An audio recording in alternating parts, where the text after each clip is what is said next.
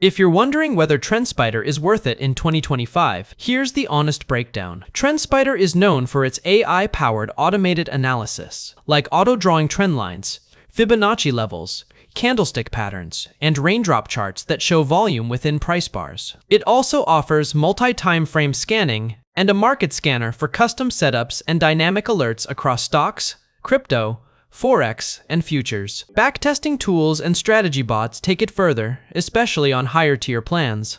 However, it isn't cheap. Plans start around 89 a month, and beginners may find it overwhelming with a learning curve and occasional lag when handling multiple charts. On the plus side, real users praise its automation, saying it helps them analyze trends and execute trades with confidence. Overall, TrendSpider is ideal for serious traders who want advanced automation, alerts, and charting tools. Casual traders or those on a budget may want simpler or cheaper alternatives. Like, subscribe, and let me know your questions in the comments.